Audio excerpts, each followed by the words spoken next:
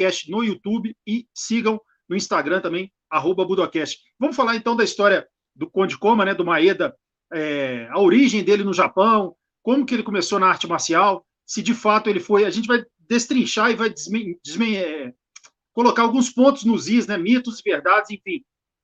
A história dele. Ele realmente foi aluno do Jigoro Kano. Conta um pouco para a gente sobre o início dele e das origens dele nas artes marciais. Cara, o Maeda ele é de uma região assim que, geograficamente falando, fica ao norte, né, do Japão. Fica, na verdade, ainda na ilha principal do Japão, mas próximo de Hokkaido, que é a ilha mais ao norte do Japão, é uma região de muito frio, né? E eu já vi muita gente, quer dizer, antigamente rolava bastante nessa ideia de que o Maeda, de alguma maneira, ele vinha de uma família de samurai e coisa e tal, mas, na verdade, ele vem de uma família de agricultores, né? O pai dele vem de uma família de agricultores, ficou lá no Japão, tem muito esse costume do primeiro filho cuidar, né, vamos dizer, dos negócios da família, e o pai dele cuidava, então, dessa plantação, era uma plantação de junco, se não me engano, que é um material que no Japão se faz várias coisas, né? Faz telhado, dá para fazer tatame, é um material que lá você tem várias utilidades, né? E o pai do Maeda, na verdade, já era vamos dizer, um lutador de sumô amador, né? Assim, esse termo amador aqui eu estou usando com uma certa flexibilidade, porque a ideia de amador e profissional ela é uma coisa que vem da Inglaterra, e o sumô amador de verdade, de fato, ele é mais recente do que isso. Mas o pai do Maeda, ele participava dessas competições de sumô que aconteciam, por exemplo, em festivais, né? Então, por exemplo, agora, sábado, por exemplo, aqui em São Paulo, está rolando o Sakura Matsuri ali em São Roque, né? Esses festivais japoneses, né? E rolava, muitos desses festivais, eles acontecem ao redor de templos shintoístas, né? E o sumô, por ter essa ligação com o shintoísmo,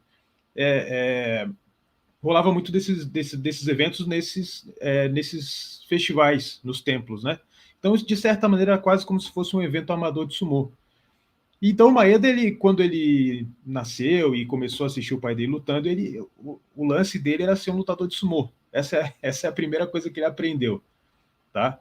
E, inclusive, né, tem um livro que até agora está sendo traduzido por um cara chamado Eric Shahan, que é um americano, mas mora no Japão há muitos anos, né? Ele traduz muitos livros do japonês para o inglês, inclusive esse ele está lançando em português agora também as traduções, que são livros que o Maeda escreveu com um colega dele de Waseda, que enquanto ele viajava pelo mundo, ele mandava telegramas, né, para o Japão.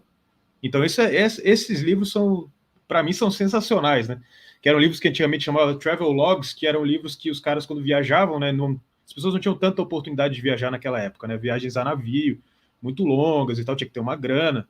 E tinham muitos desses livros na época de você viajar e ir contando como se fosse quase um diário, né, da sua história.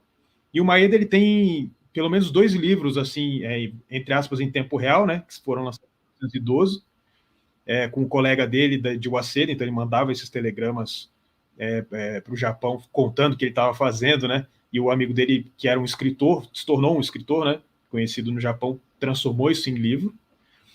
E 2 desses livros foram lançados em 1912 e um terceiro foi lançado já sem ter ele no nome dos autores, só desse colega dele. Eu até tenho esse livro aqui em casa, que um amigo do Japão chamado Teruyuki Okuda me enviou de lá, que ele tinha esse livro raro, né, e ele me mandou de presente. Pô, foi sensacional, porque é um livro difícil de ter, né. Esse livro já foi lançado depois que o Maeda faleceu, né, então não é, vamos dizer assim, em tempo real como os outros, né. Mas o que eu queria dizer com isso é que nesses 2 livros de 1912 são 2 artes marciais que você vê o Maeda se referindo a todo o tempo quando ele vai falar das técnicas que ele usa, da forma como ele luta, etc. Uma é o sumô, que ele conhece quando ele é jovem e tal, lá na terra dele, vendo dessa, vamos dizer, entre aspas, tradição familiar, né, do pai dele. E a outra é o judô, que ele vai conhecer mais tarde. Então ele começa a lutar sumô, nessas coisas regionais mesmo, né? De certa maneira amador, eventos do colégio dele e tal, ele vira um garoto, assim, um jovem conhecido por ser um lutador de sumô. E aí, por volta de 1896, se não me engano, é na metade de 1896, ele resolve se mudar para Tóquio. nessa época isso era uma coisa normal, né? Então ainda não existiam tantas grandes universidades no Japão, não era uma coisa assim tão espalhada pelo país, então muitas pessoas se mudavam para. É que nem alguém que mora no interior de algum lugar e resolver se mudar para São Paulo ou para o Rio de Janeiro para estudar no, sei lá, vem para São Paulo estudar na USP. Algo nesse sentido.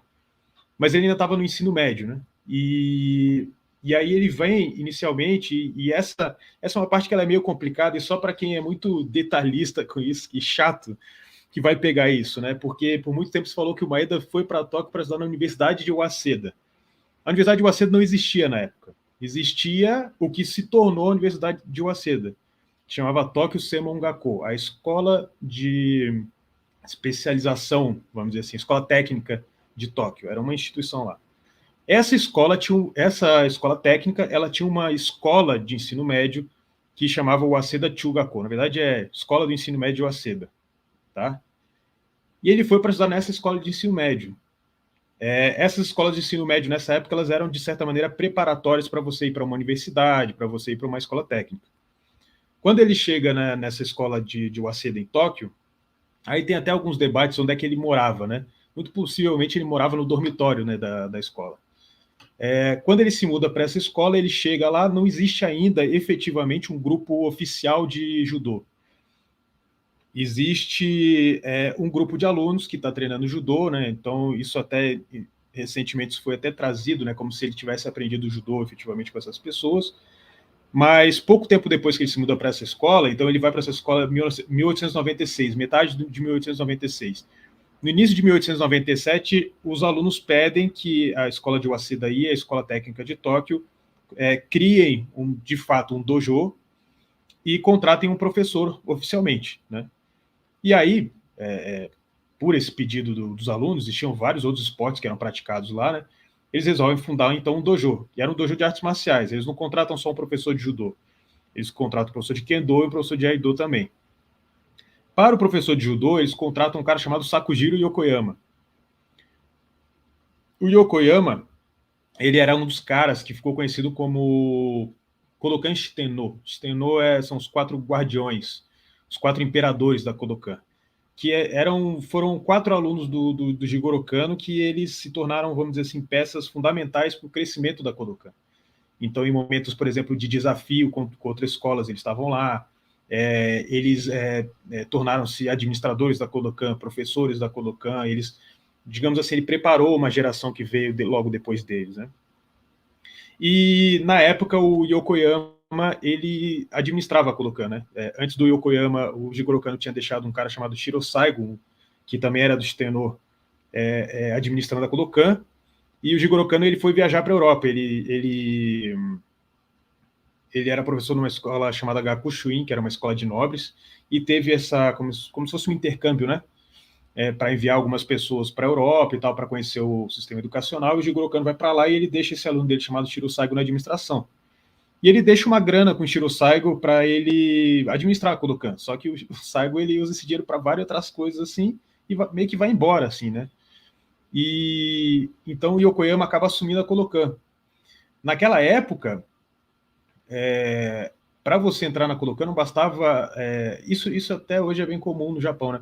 Você precisar de uma carta de introdução, às vezes, né? Então, por exemplo, você vai para algum lugar e alguém fala assim: eu tenho um amigo lá, eu vou te dar uma carta de introdução para quando você chegar lá, você entregar essa carta para ele. Ou, eu quero treinar em algum lugar, então eu conheço o professor, eu te dou uma carta de apresentação, né? E só que no caso o Maeda, ele conheceu a melhor pessoa possível para entrar na Kodokan, que era o Sakujiro Yokoyama, né, porque ele estava administrando a Kodokan naquela época. Então, assim que o Yokoyama passa a dar aula na escola de Waseda, na verdade o dojo dava aula para as turmas tanto da escola do ensino médio de Waseda como da escola técnica de Tóquio, né?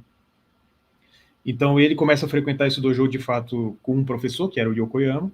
Isso até o Geomori, depois, quando no Brasil vai falar que o Yokoyama tinha sido professor do Maeda e tal, e por muito tempo as pessoas acharam que era o Tomita, né? Tem uma confusão aí, porque o Tomita foi com o Maeda para os Estados Unidos. E aí o Maeda, ele se inscreve na Kodokan. Pouco tempo depois que ele começa a treinar com o Yokoyama no curso de Waseda, ele se inscreve na Kodokan. Bom, tem uma série de coisas interessantes nessa inscrição do Maeda aí na Kodokan, mas eu acho que talvez demorasse muito aqui a explicação. De qualquer forma, ele entra em 1897, se não me engano, e aí logo, ou final de 1897, início de 1898, por aí, ele vai participar de um torneio que chama Tsukinami Shiai. É um torneio que tem todo mês, tinha um formato de lutas de Katinuki Shiai, que você fica no tatame, cada vez que você vence, você continua lutando, né? E quando ele participa desse torneio, esse torneio, antigamente no judô, na verdade na Kodokan até hoje é assim, né? Você ganhava a faixa, uma das coisas que você precisava fazer para ganhar a faixa era lutar, né? Então o Tsukinami Shiai servia para isso também. Então ele começou, ele entrou nesse primeiro Tsukinami Shiai dele, ele ganhou ali, dizem, entre 14 e 15 adversários de uma vez, assim, de sequência, né? Ele ganhava um cara, entrava outro, ele vencia de novo. Isso foi seguindo ali 14, 15 pessoas. Parece que o próprio Yokoyama falou para ele assim: Maeda, tá bom, você sai, porque, porque as outras pessoas precisavam lutar também. E aí, com isso, ele faz a pontuação, nesse momento, para receber a faixa preta. Ele recebe a faixa preta e, se não me engano, no final do mesmo ano, ali, por volta dele, demora mais ou menos um ano, mais ou menos, para receber o segundo dan. E aí, isso basicamente é a formação dele, né? O sumô e o judô. A partir daí tem uma série de coisas, não sei se você vai querer que eu conte, né? Mas o Maeda, ele vai se tornar professor de judô e tal. Tem um detalhe aí que é importante, que algum tempo atrás um pesquisador encontrou que o Maeda teria possivelmente treinado um estilo de jiu-jitsu que chamava Hongaku Kokiryu Jiu-Jitsu. Isso porque em 1890, final de 1894, na escola que o Maeda estudava em Aomori, é contratado esse professor, né, que chamava Saito Sogebei, alguma coisa assim. E o que a gente sabe, né, que essas aulas de jiu-jitsu elas faziam parte do clube esportivo da escola, e a gente sabe que o Maeda fazia parte do clube esportivo.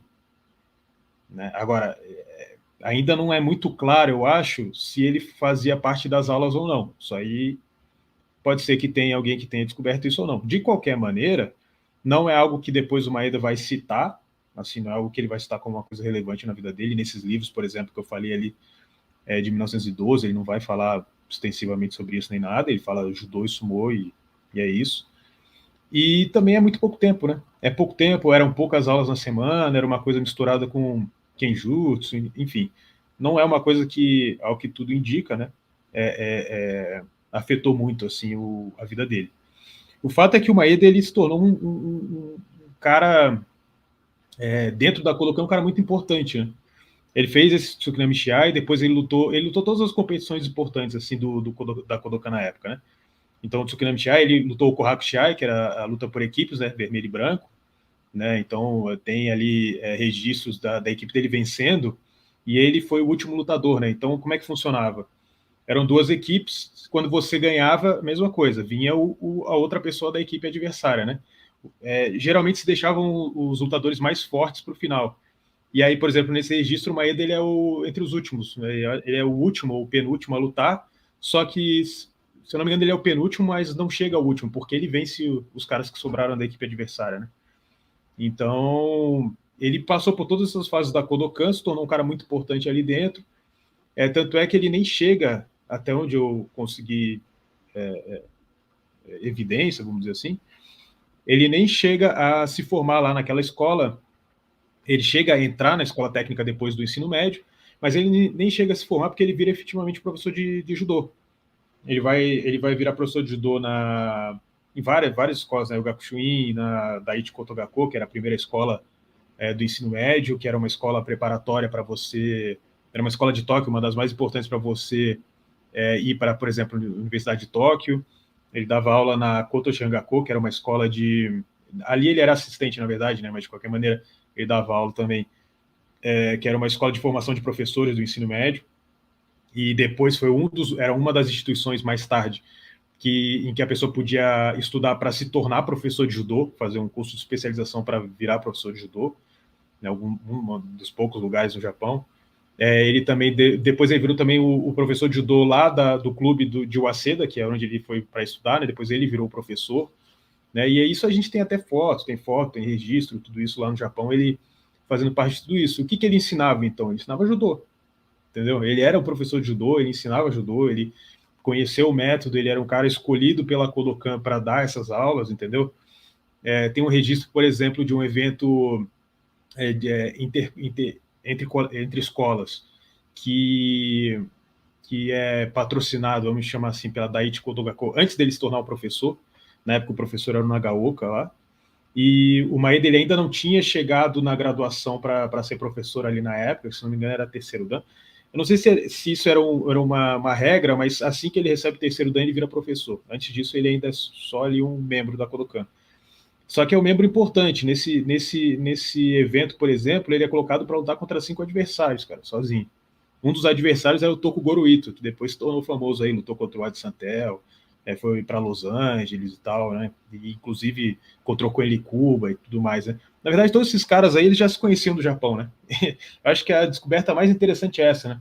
Akitaru Ono, o Sataki, que veio com o Maeda para o Brasil, o Tokugoro Ito, essa galera, eles já se conheciam no Japão. Na verdade, eles se reencontraram no caso do Sataki no México, o Akitaru Ono nos Estados Unidos, o Tokugoro Ito em Cuba, né? Mas